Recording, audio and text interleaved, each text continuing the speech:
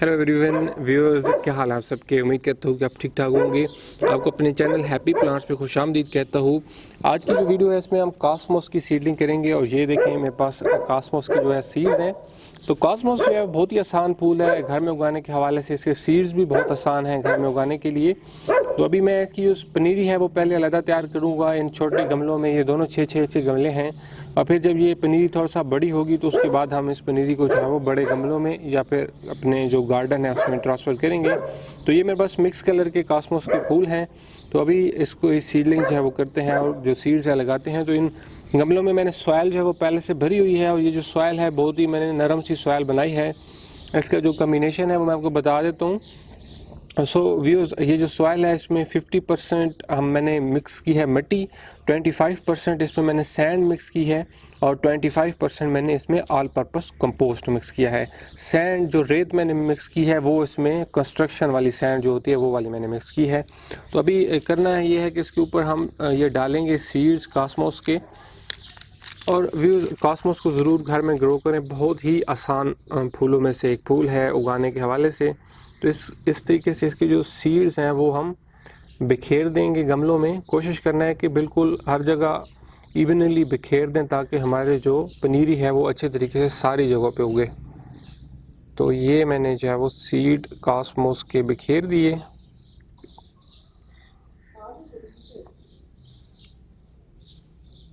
अच्छा जी, तो अभी इसको मॉइस्ट करेंगे। तो स्प्रेयर की मदद से मॉइस्ट करना है और गमले जो हैं जब इसमें आप सीड डाल रहे हो उस टाइम कोशिश करनी है कि जो जगह हो वो उसको हमवार कर लें ताकि सारे के सारे सीड जो है वो बराबर बराबर आ जाएं। तो इस तरह अच्छी तरीके से इनको मॉइस्ट करना है। कास्मोस के जो सीड्स हैं इनको मॉइस्चर अच्छा चाहिए होता है और जो है खुश्क नहीं होने देना गमलों को। तो अभी इसको मैं अच्छे तरीके से मॉइस्ट करूँगा। और फ्रेंड्स, मैंने सही अच्छी तरीके से मॉइस्ट कर दिया है। अब बिल्कुल जो हमने पहले सॉइल डाली थी उसी कम्बिनेशन की सेम सॉइल इसके ऊपर भी हम डालेंगे। तो ये मेरे पास वही सेम सॉइल है। ये बिल्कुल हल्की हल्की एक लेयर इसके ऊपर देनी है। 1/4 ऑफ इंच का जो है वो हिसाब से देनी है कि इतनी हो कि बस जब हम स्प्रेयर से पानी लगाएं तो नीचे से सीड्स ना निकलें और इतनी ज़्यादा नहीं होनी चाहिए कि सीड्स पर जर्मिनेट करने में उनको मसला हो। लेकिन क्योंकि हमने रेत मिक्स की है तो थोड़ी सी मिट्टी हो पड़ी, ये भी नहीं है कि बिल्कुल नीचे से सीड्स नज़र आ रहे हों।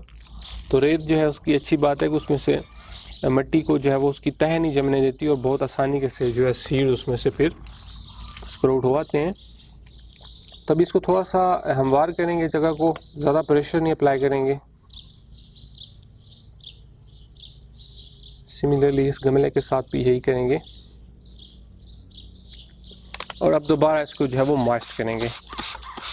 अगेन मैंने अच्छे तरीके से सॉइल को मॉइस्ट कर दिया है। अब इसके ऊपर जो है वो हम लगा लेते हैं टैग कि हमें याद रहे इसमें हमने कास्मोस की सीडलिंग की है। वैसे कास्मोस के जो बीज हैं ये जब उगते हैं तो देख के ही पता चल जाता है कि कास्मोस के ये बीज उग रहे हैं, लेकिन फिर भी हमने ये टैग लगा दिया। तो अभी इन गमलों को मैं रखूँगा दोपहर की धूप से, इनको मैं शेड में रखूँगा ग्रीन हाउस नेट के। सुबह और असर के टाइम की धूप इन पे बेशक पड़ती रहे उसका उतना इशू नहीं होता। और गमलों को अच्छे तरीके से मॉइस्ट रखूँगा और सीड्स जब इसमें से फिर थोड़े से ग्रो करते हैं तो जो अपडेट है वो मैं फिर इस वीडियो में शामिल करता हूँ।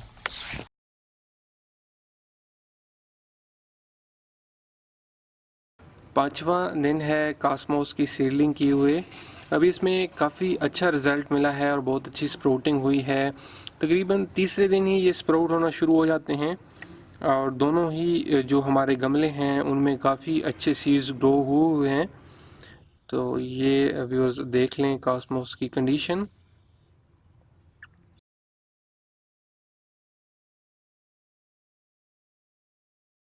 आज 11वां दिन है फ्रेंड्स कास्मोस की सीडलिंग को और अभी ये इनकी मौजूदा सूरत हाल है। तो अब तक काफ़ी अच्छा ग्रो कर रहे हैं प्लांट्स और उम्मीद है कि हमें इससे काफ़ी अच्छी पनीरी तैयार होकर मिलेगी। तो कास्मोस जो है इसके प्लांट्स काफ़ी बड़े बड़े ग्रो करते हैं और काफ़ी ऊंचे ग्रो करते हैं। जैसे कि आप देख रहे हैं कि इनकी पनीरी भी काफ़ी अभी ही ऊँची हो गई है। अभी होपफुली इनको मैं कुछ दिन और दूंगा, थोड़ा सा ये प्लांट्स जो है इसके स्ट्रॉन्ग हो जाएं, थोड़ा सा ये हेल्दी हो जाएं, फिर इनको यहाँ से निकालेंगे और इनको गमलों में या फिर गार्डन में जिधर भी लगाना होगा शिफ्ट करेंगे।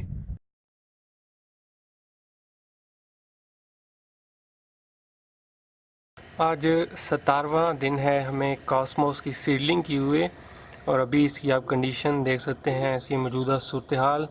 तो काफ़ी अच्छा अब तक तो पनीरी उग रही है और अब काफ़ी बड़े भी हो चुके हैं प्लांट्स, लेकिन मैं अभी भी इनको कुछ दिन और दूंगा, थोड़ा सा ये और मज़बूत हो जाएं इसके पौधे, तो फिर यहाँ से निकाल के हर पौधे को हम अलग-अलग जिधर भी हमने लगाना होगा लगाएंगे।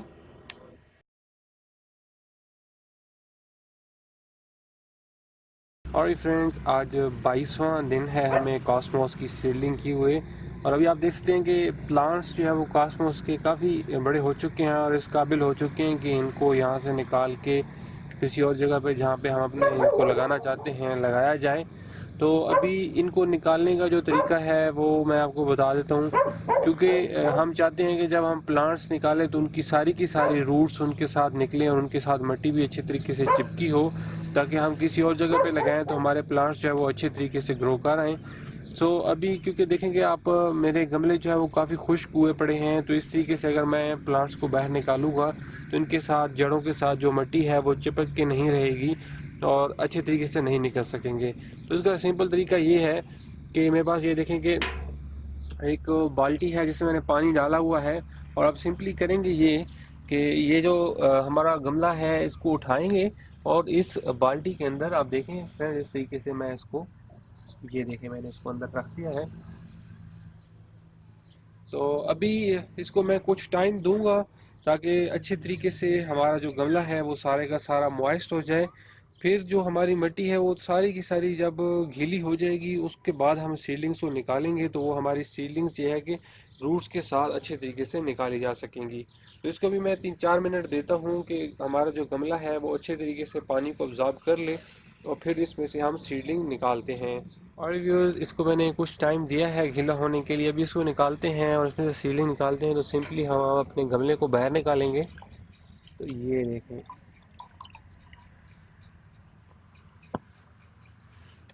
तो अभी जो इस तरह के गमले होते हैं इनको हम जब उल्टा करते हैं तो इनसे बहुत ही आसानी के साथ मिट्टी निकाली जा सकती है। तो सिंपली इसको देखेंगे इस तरीके से उल्टा करेंगे, यहाँ पे हम हाथ रखेंगे, ये देखिए, और इसको इशू करेंगे। अगर ये सही फ़ौरन निकल रहा है तो किसी और गमले या किसी चीज़ पे थोड़ा सा इसको यूँ देखें कि अभी ये निकल आई।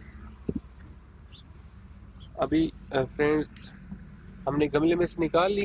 तो अब जो प्लांट्स हैं इनको हम अलग-अलग एक एक करके निकालेंगे। तो इसको सिंपली मैं दरमियान से तोड़ देता हूँ, ये देखें। तो अभी देखें फ्रेंड्स के अंदर से ये अभी तक इस पर सही नमी नहीं पहुंची।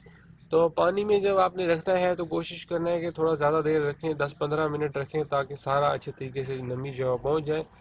तो इस तरीके से अभी फ्रेंड्स देखें कि क्योंकि मिट्टी गीली है तो ये इनकी रूट्स के साथ चिपकी रहेगी, और हम इस तरीके से अपनी जो सीडलिंग्स हैं ये देखें कि वो एक एक करके यहाँ से निकाल सकते हैं, और इनको फिर हम अपनी जिस भी मतलूबा जगह पर लगाना चाह रहे हैं वो फिर हम इनको आसानी के साथ लगा सकते हैं। तो ये फ्रेंड्स है कॉस्मोस की सीलिंग करने का तरीका। अभी हमारे बहुत सारे प्लांट्स एक ही गमले से निकल चुके हैं और इन सारे प्लांट्स को अलग-अलग लगाया जा सकता है, ये देखें। तो सिंपली हम जो है हर प्लांट को आप अलग-अलग लगाएंगे, और इनकी रूट्स आप देखेंगे बिल्कुल इनके साथ हैं, और अभी इनके साथ मिट्टी भी काफ़ी अच्छे तरीके से चिपकी हुई है। तो होपफुली हमें ये कोई मसला नहीं करेंगे और बहुत ही आसानी के साथ हम इनको ग्रो करा सकेंगे। तो फ्रेंड्स, उम्मीद है आपको कॉस्मोस फ्लावर की सीडलिंग करने का तरीका आ गया होगा। बहुत ही आसान है, one of the easiest flower है ग्रो करने के हवाले से। इसको अगर आप चाहें तो डायरेक्टली भी लगा सकते हैं इसके सीड्स किसी जगह पे जिस जगह पे आप उगाना चाह रहे हों।